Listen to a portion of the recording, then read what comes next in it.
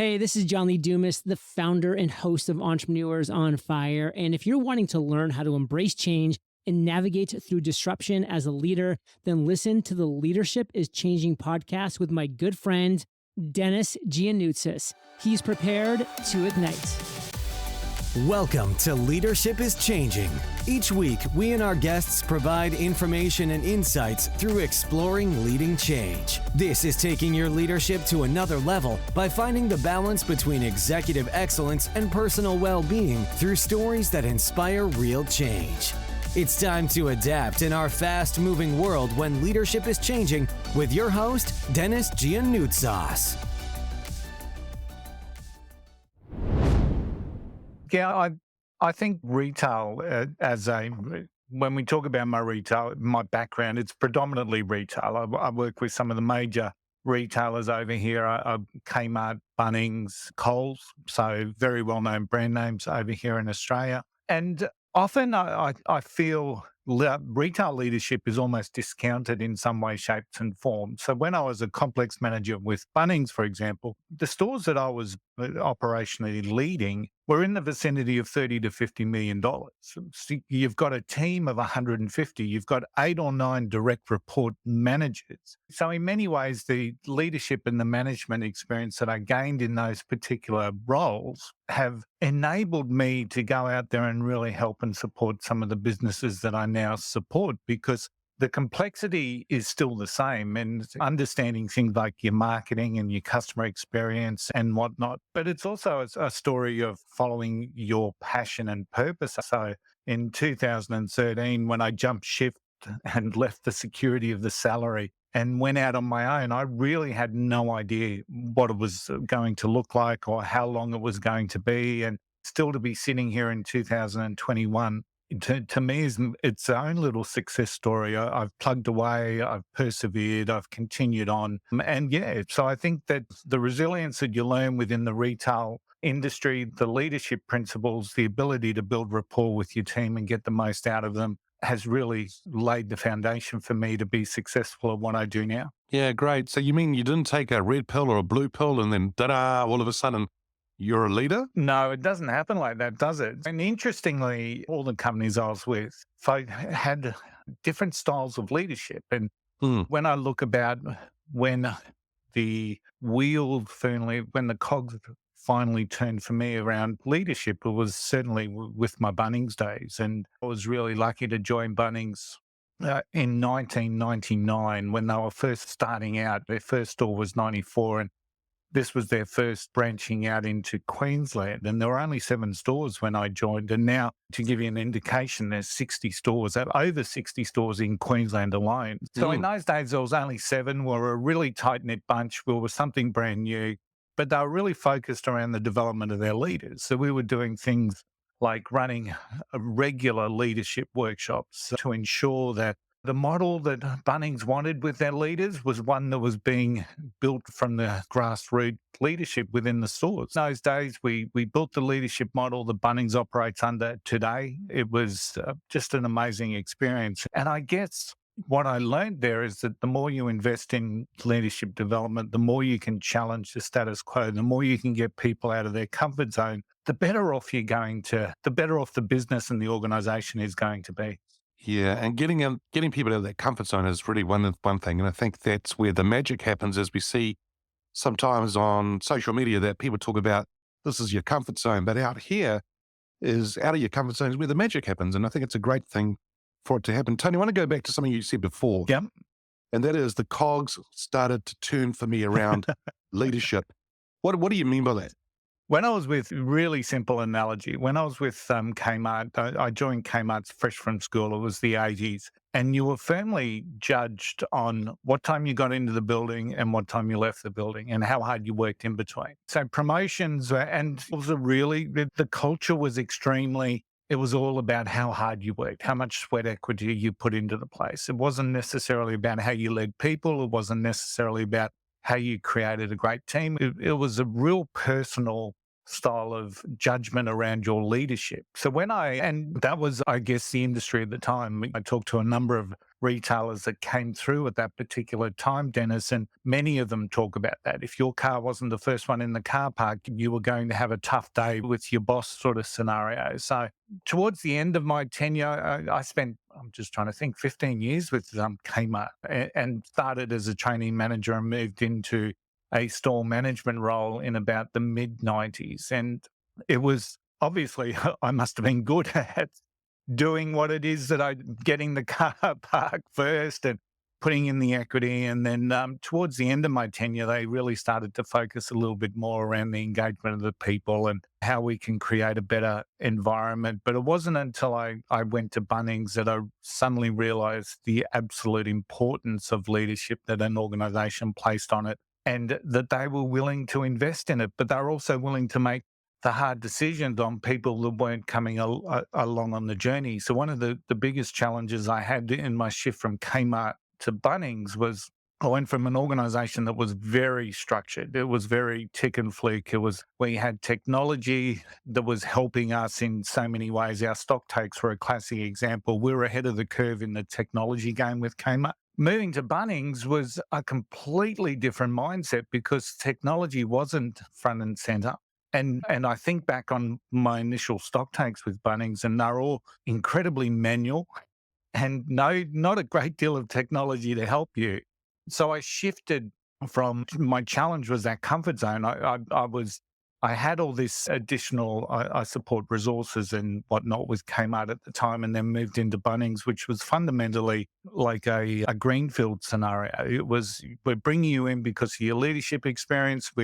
You make the business with what you know. So we were empowered, we were able to make our own decisions, but we didn't necessarily have the support around with the technology. Different story today. Bunnings is one of the leaders in technology, but in those particular times, I really had to step out of my comfort zone, but I understood, not initially, but I understood very quickly in time the emphasis that they placed on our leadership and our leadership ability and our ongoing development that was enabled to create the Bunnings business that we see today.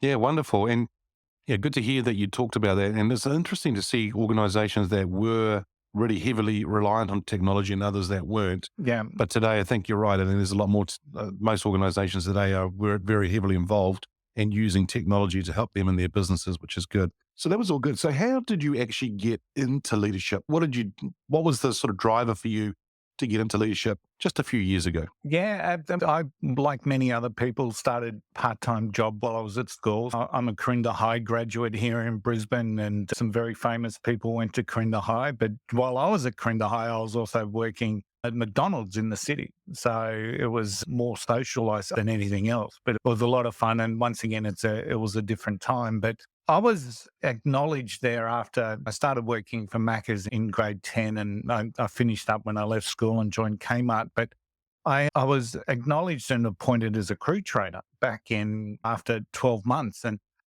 it wasn't part of a goal. I hadn't set it as a goal. It was just something that happened, that was identified. There was potential there, and I could teach people and I could communicate with people and I could build rapport. So I guess that was my initial foray into leadership. And then I joined Kmart as a trainee manager. So I guess from there, it was always going to be a case that I was leading teams. The size of the teams was never part of the equation in those days. It was just about how do I get better and whatnot. But when I still look back on those days and I just see a kid that was trying to do his best. And whereas it wasn't until I become really conscious as a leader, and that fundamentally happened with Bunnings. And to this day, I can still, I look at the Bunnings leadership model, and the Bunnings leadership model is just a really powerful sort of a model, and it was used in just about every aspect of the organization. We started with the values as the foundation. We then had the strategy and the culture side, and it was all leading up to the vision of the organization. So things like building trust, developing people, and that was the cultural side. So that was real key and critical. But then on the strategy side, it was about how do you inspire people and drive performance. So you had that really good, strong mix, and that really gave me an understanding that is what leadership is all about. It's about building the rapport and developing your team to be the best that they can be, but still having the discipline and desire to drive the result. So when you say, how did you first get into leadership? Little bit of a long-winded story, but I think fundamentally I look at that time with Bunnings as when I first got into my real understanding of what leadership is all about. Yeah, cool. Because I'm sure there's a lot of young people out there today who are thinking about, well, what can I do or what should I do to start getting into leadership? And do I need to go and work for a McDonald's? Do I need to go and do something like that? And I think what I've heard from a lot of people that I've interviewed, other leaders that I've worked with, is that it's pretty important that they get some structure around them. But I think it goes back to the piece that you talked about, building rapport and doing so forth. But I think the thing that you said, which was inspire people and drive performance. Yeah. And if we can learn how to do that, I think that's going to be quite strong. Absolutely. And it's going to set you apart because from my experience, Dennis, and you've probably seen this as well, a lot of leaders are only just hanging on. And so they're only just getting the day's work done. They're only just getting their team to do the bare minimum. And if you were to talk to some of them about what do you do to inspire your people and drive performance, probably the last thing on their mind, they're just wanting to get through the day. And that's one of the real challenges I think that leadership faces is that we have a number of people that potentially should not be in the roles that they have, but also they're not being developed to give themselves a better understanding of how they can perform better. Thank you, Dennis. That's very kind welcome and good to be here. Great. It's a small welcome about an introduction to you. Tell me more. Is there anything else that you want to share about your background? I guess I've been really lucky that I've had 2 stages to my working career. So there's what I would call the pre-university phase, and then there's the post-university phase. So where I grew up in Invercargill and Southland, going to university for my family was probably a step or a reach that was not necessarily achievable. And so I ended up working in a factory in a wool scour and a carpet yarn, and I trained a textile dye, and I did that for nearly 10 years before I went to university. So post-university, I've been really lucky. I've had some fabulous roles. I met some amazing people, and I've had some life experiences that money can't buy in some respects. Yeah, cool. And what did you study in university? My first degree was in a BCom in marketing, and how that happened was that at the time when I was working for a company called Bonds Hosiery, I was the dye house supervisor. So I was 22 years old, thereabouts, and managing a team of people. And I was the youngest by far. And I used to have quite a bit of interaction with the marketing team because essentially I would take their particular views on the color of the hosiery and bring it to life. And so I thought, gee, that marketing stuff looks quite cool. How do you do that? And so I had some conversations with one of the marketing team there, the brand manager, and that really set things alight for me. And then also at the time, Bonds started a graduate program, and I got interested in talking to some of them, and I realized that the opportunities that they were going to get versus the opportunities that I would get because I didn't have that degree were quite significant. So I was only ever going to progress. I was smart and hardworking, but I was only ever going to progress if my boss liked me. That was it. Or I impressed somebody. Whereas if I potentially had a degree, I could, in my own mind, I thought I'd have more control, more levers, and I could make the decisions that I wanted to make accordingly. Good. Oh, it's great to hear. And tell me something. So how did you get actually into leadership yourself? It came on me at a young age, I think. So when I left school, I was 17 years old and I was being trained to be the dye house supervisor, a trainee cadet. And I got collared by the shift supervisor, foreman. His name was Ewan Tilson, and I've never forgotten him, ever. He was a fairly hard character, tattoos when they weren't cool, which signified that you were a hard man.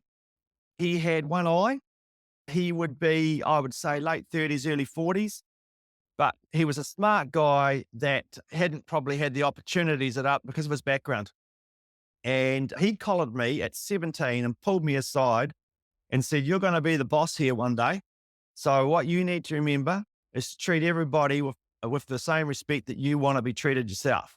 Now that's a cliche, but when you got Ewan Tilson, one eye, covered in tats, a hard man looking at you hard, I thought I better listen to this.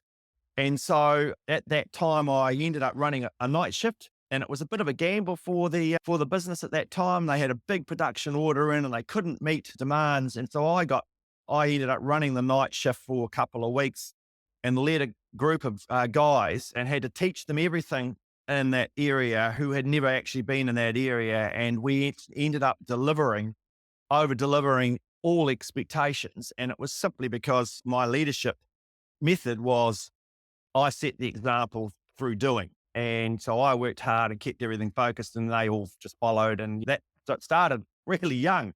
And then when I left home in Invercargill and I went to Wellington with Bonds Hosiery, I was 19 and I suddenly found myself as the shift supervisor managing a group of people that were at least 10 years older than I.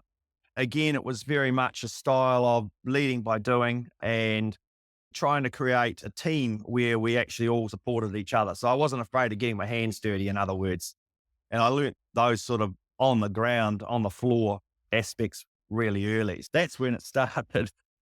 Yeah, wow. And tell me, because I think today you also with the generations, multiple generations working in the workforce today, a lot of the younger ones are coming through as managers and leaders today. What was it like for you to have people who were older working for you? How was the transition for you and how was it for them as well? Initially, I was a little bit daunted by it. I thought, God, I'm 19. I'm from Invercargill. I've never been out of town. Hell, this is my first time on a plane. And here I was in the capital city with these people that had lived a completely different life to me and in an environment that was completely foreign. So it was hard, right? And it challenged me on quite a number of levels. When I think back about it, I guess I didn't dwell on it too much. I just got on and did things. And there was multiculturals and society in there, big Pacifica, big Māori, a lot of Southeast Asian people. So it was a real blending pot, whereas I'd come from a very monocultural background in Invercargill and Southland. So dealing with all that stuff was quite interesting. And I guess my style is one of collaboration. And I think it started there. It wasn't me, the boss, the big white chief going, now you need to do that. And when you've done that, come and see me. It was like, we've got to do this. Let's go and do this. And this is how I think we should attack it. And so as a consequence, the teams that I led on that particular shift at that time, we became quite high performing in our own way. Yeah. But I didn't have the science behind what was going on. It was very granular. Yeah. And what you've said a few times already is that you just got on with it, right? And you were on the floor with the people, rolling your sleeves up, getting on with it with them, rather than sitting in the office and pointing fingers, if I can put it that way as an analogy. So it's a bit different. Yeah, exactly, Dennis. And there was a little bit of that from that current supervisor who ran that department. There was a little bit of remoteness there, whereas I wasn't cut from that cloth. I was very much like my dad. You just get in there, lead by doing, hands-on. And as a consequence of that, people learn to trust that if I said I was going to do something or we were going to commit to something, we did it. So it went from there. But it wasn't without its ups and downs, managing various egos and some of the conversations I ended up having at 19 with some people that were in their early 30s about sex education stuff. It was just bizarre because they hadn't had an education as such on some of the stuff. So they'd be coming to me and ask me, and I'm going, Amazing, isn't it? Yeah, it is. But I never judged them because that was, my background was working class and mum and dad worked hard and dad had his own business. My mum worked in a shop and worked in the hospital as a cleaner. Dad had his own electrical business. School at 15 to start work. That was it. As I said before, that whole notion of I'd like to go to university, it wasn't a conversation that we had. It was just, got to get a job, son. Okay, cool. I don't know what I want to do, but this, Yeah, and I also think sounds like also even at the age of 19, you built trust and rapport with those individuals, and so they felt safe or they felt good to be able to come and have a conversation with you, which is pretty good. Yeah, I think so. And I remember there was one particular person who she was Samoan. She managed just the two of her, and she managed a particular area and that fell under my realm that was absolutely critical in terms of getting the detail right and the information right. And she was known to be a hothead. She could be incredibly just temperamental and fly off the handle. So I spent a lot of time building a relationship with her to the point that I was the one, if there was ever a firework cracker went off, I was the one sent in to try and deal with it. But it didn't happen that often once I'd come around because I just gave her the courtesy of time I think just listening, it's a really powerful thing. And I didn't even know I was doing it at that age, but that's essentially what I was doing. I'd go in and listen. I think today, if you look at the leadership of the world today and what's happening around the world, people are wanting that right now more than ever. And so even think about it, those days, you're a pioneer in what you did there, right? And what's happening today, people want to be heard. That's exactly right. And I was having this exact conversation with a colleague yesterday, and the notion of soft skills, the leadership soft skills, and can you remember hearing that over the last decade or so? To me, they've always been hard skills. That's where the metal hits the road, to be fair, because you can have all the technical skills in the world and degrees and all the rest of it. But if you can't actually work with people, you can't actually bring them along, you can't actually create a culture and a team and all those things, which have traditionally been seen as soft, therefore not important, I think you're doomed to fail. Thank you for listening to this episode of Leadership is Changing with your host, Denis Gianoutsos. Each week, we and our guests provide information and insights through exploring leading change, inspiring executives and leaders to adapt and lead a bigger game in a fast-moving world.